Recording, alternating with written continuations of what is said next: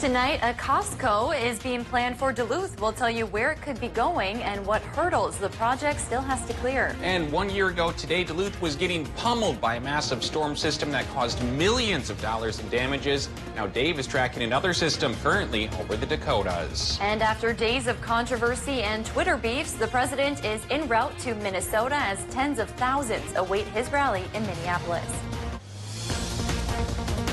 From CBS3 Duluth, this is the CBS3 News at 6.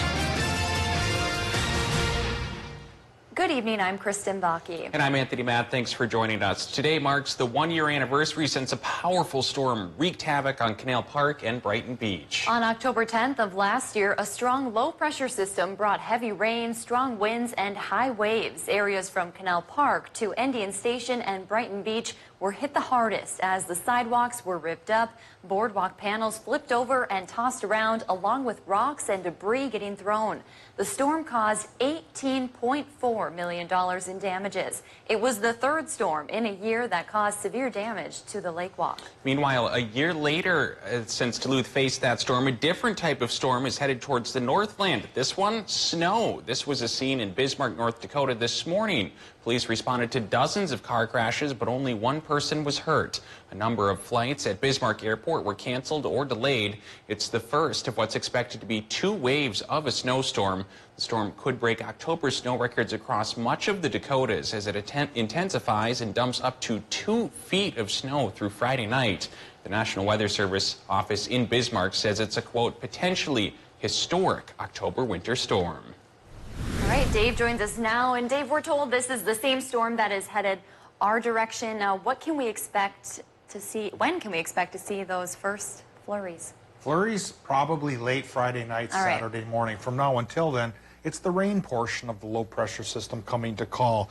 And frankly, right now, it's not that impressive in our neck of the woods. It's dumping most of its fury towards the Dakotas and further to the west. So comparing this storm system with last year's, well, last year's had winds of 20 to 35 miles an hour from the east, brought about an inch of rain, and seas on Lake Superior were 10 to 20 feet. This one's a little bit more easygoing. We're getting the rain right now, but it's coming in gentler waves, nothing overly impressive, but through persistence by tomorrow night, rain totals may run a ½ inch to even an inch and a half for a lot of our towns. So on that note, let's get a look at the Friday day planner. For those getting out and about early in the morning, whether to work or to school, you have a 90% chance of rain happening then. Temperature of 53 degrees. It's going to be a topsy-turvy day on Friday. We'll start warmer and finish cooler. So as we go through the rest of the day, temperatures drop.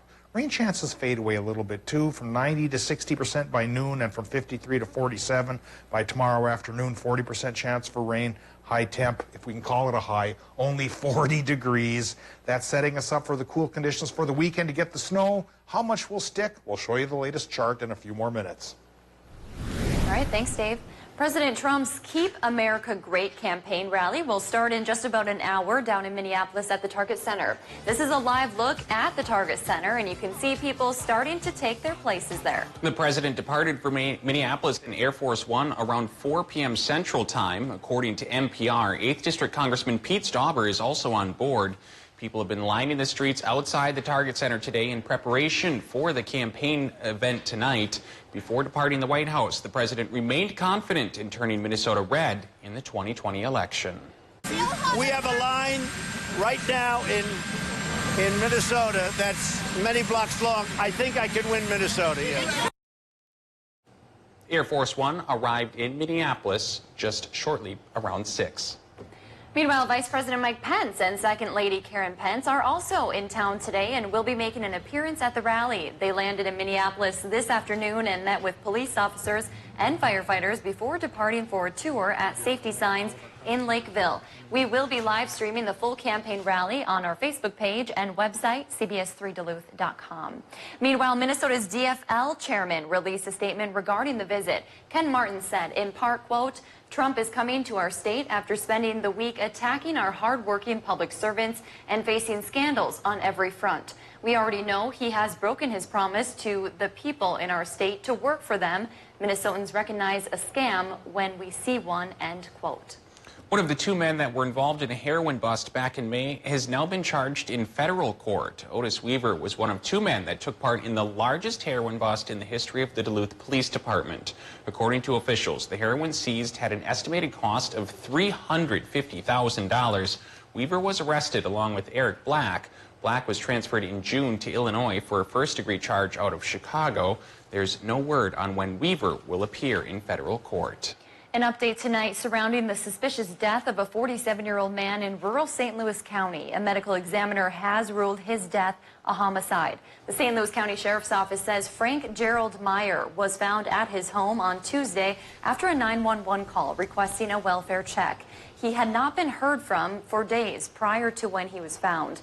Investigators are awaiting preliminary autopsy results from the medical examiner. There is no immediate word if anyone was in custody in connection to the case. A portion of Highway 2 in Proctor will be closed for about 3 weeks. Crews closed the road in order to replace 2 culverts. There will be a signed detour that will follow East Railroad Avenue. The work is estimated to take 20 days depending on the weather. You can call 511 for real-time traffic information. Nearly 3 dozen properties were sold today in a tax-forfeited land auction in Virginia. County officials say the properties are parcels not planned on being used for forest management and are sold to help increase the property tax base and to encourage development. The properties, which sold for nearly $6,000, include several parcels where blighted buildings had been demolished. According to county officials, more than 250 properties are still available on a first-come, first-served basis. You can find a link to those on our website. After years of rumors and speculation, we learned today discount warehouse chain Costco has taken its first step towards setting up shop here in Duluth. The store wants to buy 60 acres at the intersection of West Arrowhead Road and Haynes Road. That's just east of the Hermantown-Duluth border and just south of the St. Louis County Jail. CBS3's Emma Quinn joins us with the details. Emma, a lot of people have been waiting for this. What do we know? Kristen, Tony, there's been plenty of talk about Costco and whether it's coming to Duluth since 2014. And now we know Illinois-based TJ Design Strategies filed an application with the city of Duluth back in August to develop a Costco. The company has led similar projects across the United States. The plan calls for a Costco membership club, tire center, liquor pod, and gas station, typical for this kind of development on 6 parcels of city land. Most of the land is listed by Halapo Commercial Real Estate and carries a price tag of more than $2 million. One of the parcels in the development plan currently belongs to New Life Lutheran Church, which opened its doors in late 2016. It wasn't clear what would happen with the church building or land. The president of the church directed our questions today to the attorney, who is out of the office until Tuesday. And it's important to note it's still in the early stages. City's staff are reviewing the proposal, and once that's done, it will go to the Planning Commission and eventually the City Council. All right, a lot of people eagerly awaiting something like this. Like you said, we've been talking about it for years. Any idea of a timeline for something like this? At this moment, we don't know, but we are hoping to hear something in the next coming weeks. All right, we'll keep tracking this one. Thanks, Emma. All right. Meanwhile, according to building permits filed with the city of Duluth, a home goods store will be coming to town. The permits show the store, which offers both indoor and outdoor decorations for your home, will be moving into the former Dunham Sports Building in the Burning Tree Division. Although company officials haven't released a store opening date, a sign on Maple Grove Road says the store is coming soon. Dunham's closed in late January. Today is World Mental Health Day. If you're one of the millions of Americans who has a mental health issue, you are not alone. According to the National Alliance on Mental Illness, 1 in 5 American adults experienced mental illness last year. That's more than 47 million people. However, fewer than half received treatment. The issue also affects kids. 70% of children in the juvenile justice system have a diagnosed mental illness. If you or someone you know needs help, you can call the NAMI helpline at 1-800-950-NAMI. You can also call 211 to get connected to local services. Several environmental groups appealed to a decision to build a $700 million natural gas plant in Superior. They made their plea to the Utilities Commission in St. Paul today. One of the groups also protested in Duluth today. CBS3's Jenna Wells spoke with them and joins us with the story. Jenna, what's behind the appeal?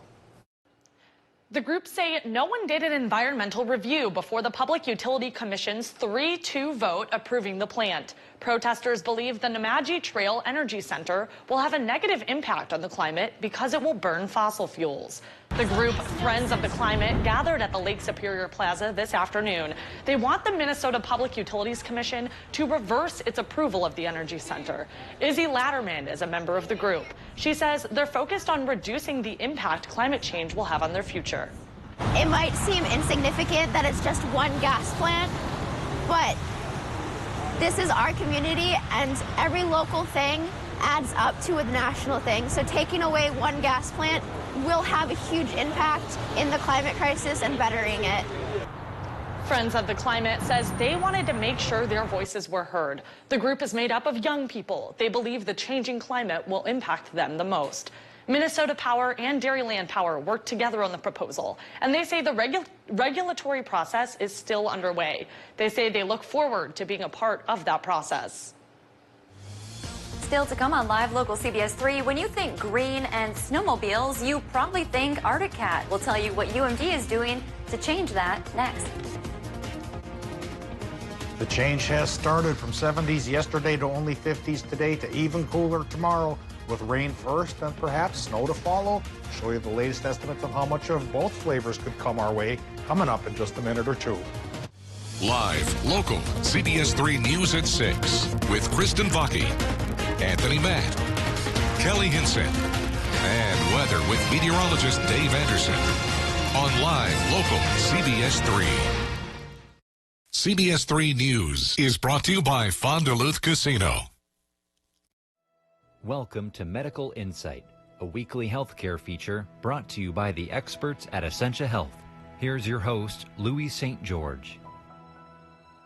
Today on Medical Insight, Dr. Amanda Noska, an infectious disease specialist at Essentia Health, discusses Lyme disease, a tick-borne illness commonly found in this part of the country. Throughout Minnesota, it's highly prevalent, but rural areas tend to be more heavily concentrated by virtue of the fact that Lyme has a transmission cycle that involves white-tailed deer and mice and woods. One of the very difficult things about Lyme disease is that it can be confused with other things. Lyme disease can present with headaches. Many people have headaches, and they're not always from Lyme disease, but it can present from headaches. Over half of the people with Lyme disease have profound fatigue. They feel very tired, in other words. Neck stiffness can happen. Loss of appetite, that's very common with Lyme disease. To diagnose Lyme, to actually get to the diagnosis, one thing that is very reliable is finding a bullseye rash on your body. That means you've been exposed to a deer tick within the last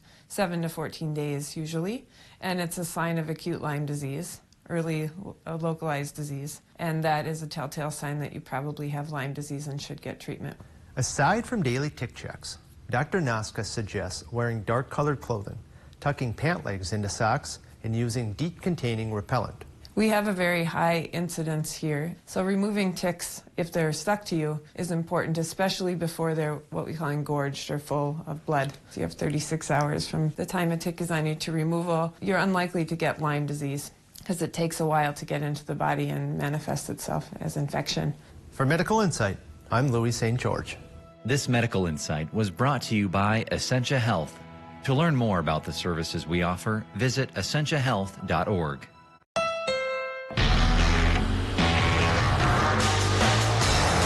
Honda was named the 2019 Best Overall Brand and Best Value Brand by Kelley Blue Book. So when you buy a Honda, you're getting an amazing vehicle for an amazing value. More amazing than Toyota, Ford, and Subaru. Come into your local dealership today and get a great deal on an amazing Honda.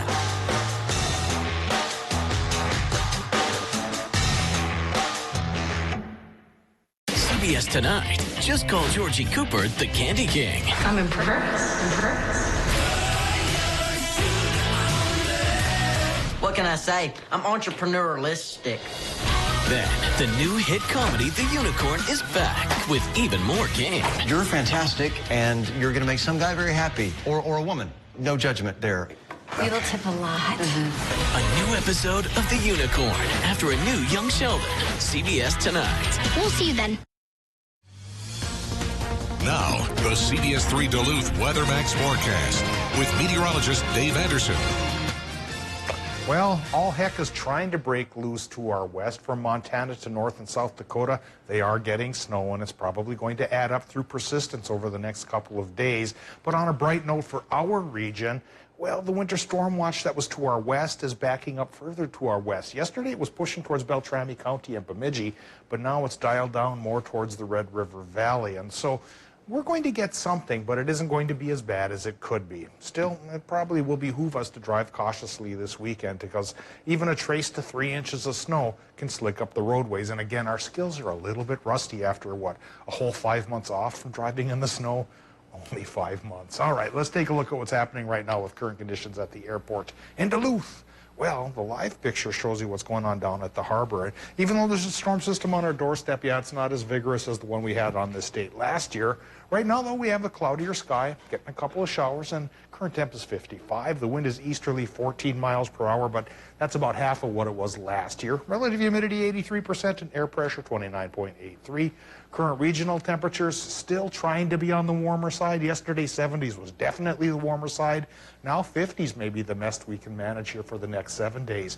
And there's a sign that these 50s we're seeing, and even 60s for some towns like Hayward and Ironwood and Watersmead, oh my, will go away because temperatures are starting to drop closer to the 40s here in Baudette already, and that's a cool down coming our way that could support the formation of snow by Saturday morning. Right now, our low pressure system is indeed right on the border with the Dakotas and Minnesota, and the warm sectors in the UP, Wisconsin, and Minnesota right now. That's why we have rain, and we'll continue to hold on to rain through tomorrow night. But on the backside of low, that's where the snow is happening.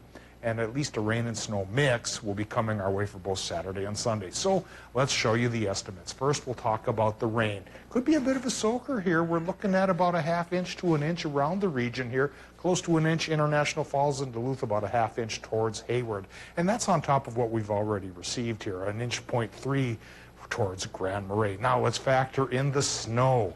I don't think we're going to get that much snow. A trace to about 2 inches is the norm for our region, spread over 2 days.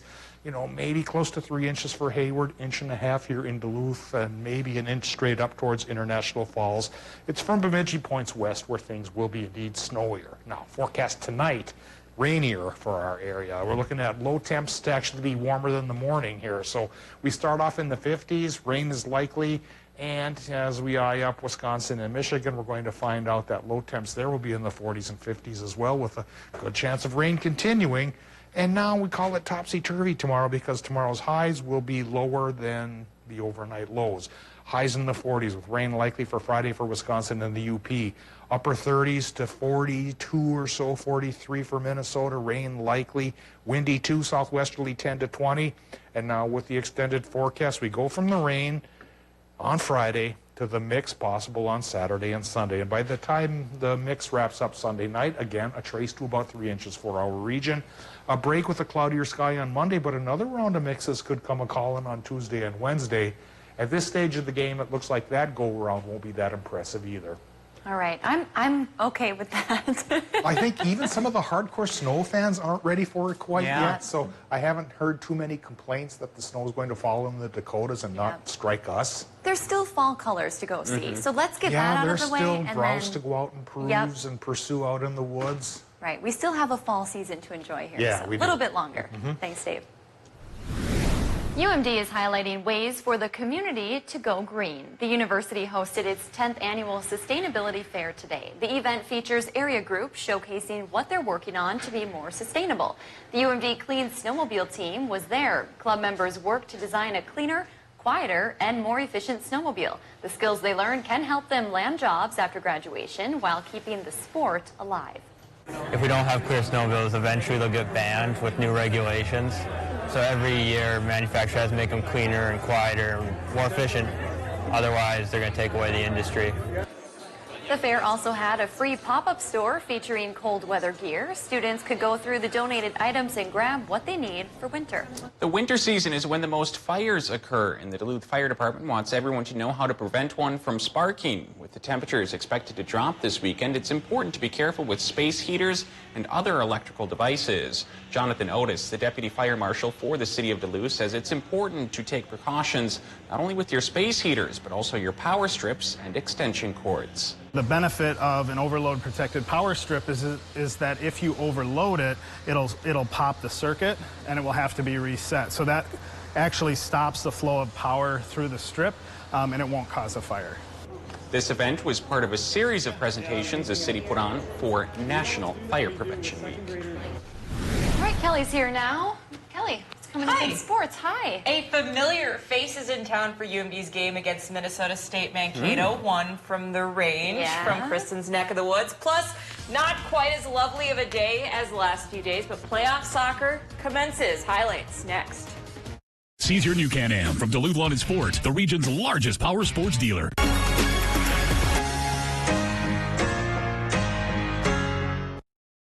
CBS3 live cams are brought to you by Kohler Toyota. Presidential award-winning service. You're not just getting a car, you're getting Kohler. KohlerToyota.com. It took us years to find the perfect bun for Culver's Pretzel House Pub Burger. It's got the nice pretzel flavor on the outside, but when you open it up, it's light and airy. Got a nice sweet flavor to it. It literally melts in your mouth. This bun is perfect for a Pretzel House Pub Burger. Seared fresh beef, tangy mustard bistro sauce, pickled red onions, 2 slices of bacon, served with our signature cheddar cheese sauce. This bun was made for this burger. This is perfect.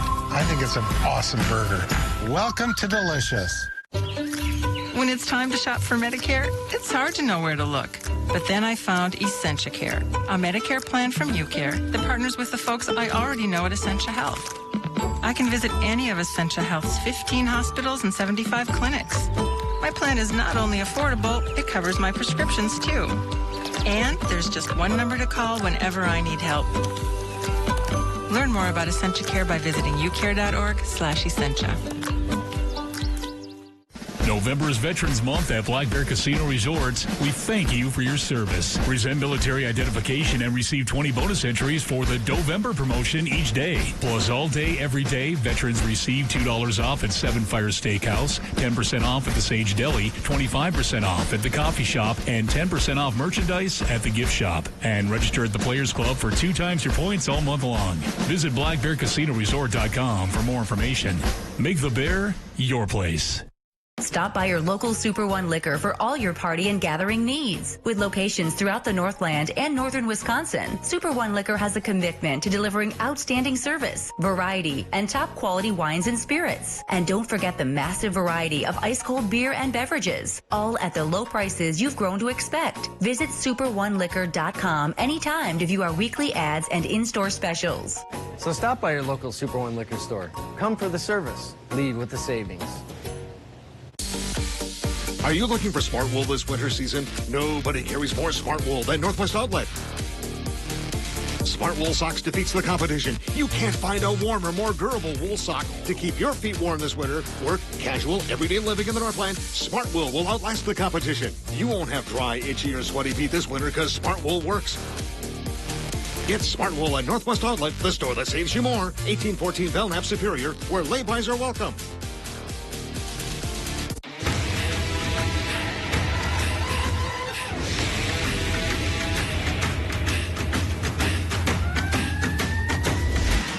Real steel. Find yours. And find what fuels you. Right now, steel chainsaws start at just $179.95. Or save $50 when you upgrade to the hardworking MS250. Find yours at steeldealers.com. Now, CBS3 Sports with Kelly Hinson. Well, you might remember the name Mallory Iozzo. The Hibbing native turned Bulldog for a year, now plays for MSU Mankato. Last year, she redshirted for the Mavericks, but this year, she is back in the lineup and here for UMD's first WCHA matchup of the year. I had a chance to catch up with the sophomore forward upon their arrival at Amsoil Arena. We're standing in an arena that you spent a little bit of time in.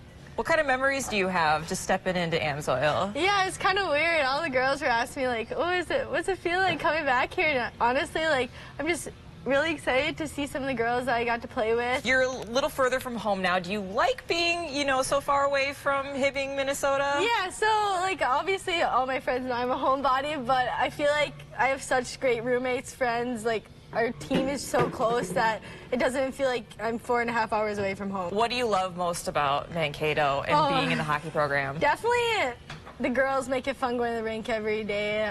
Coaches are always there for us. Everyone's there to work hard, and I just love that about us, that we're always going to come and work hard at the rink and have fun doing it, smiles and laughs, and that's the best part. Big family section tonight. Do you have a lot of people coming down? My grandma, my grandpa's coming, all my mom, my dad, my sister, my cousins, a lot of people coming. What was their reaction? Were they kind of, you know, surprised that you wanted to transfer, or was it kind of sad that they weren't going to be able to maybe make the trip as much? Yeah, I think my grandpa was the most sad just because it's like an hour drive from my hometown, so that was kind of hard, but now he's like, he says he likes the color purple on me, so I think they've all adapted to that, and obviously, yeah, they've all been so supportive of me, and they just want to see me happy, and so yeah, they're very supportive.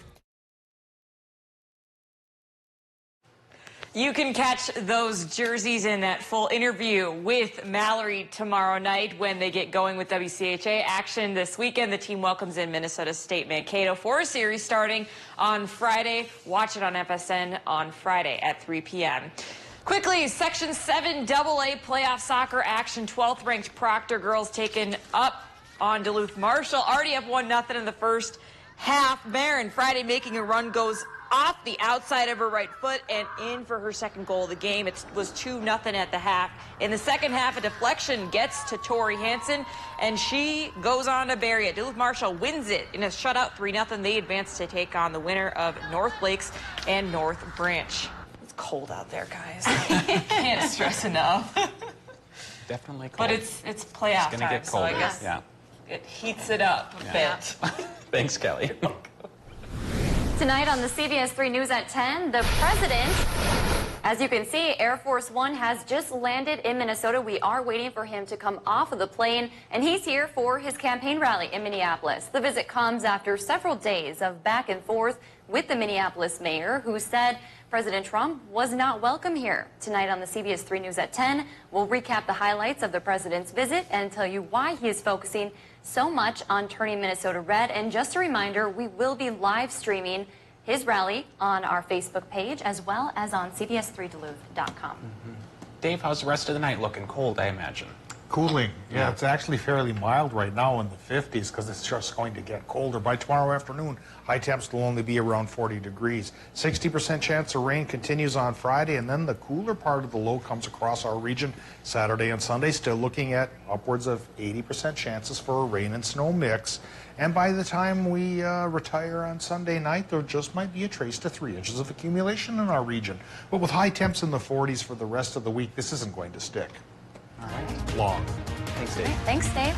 Well, we'll leave you with a live look of Air Force One ahead of the rally tonight. See you at 10.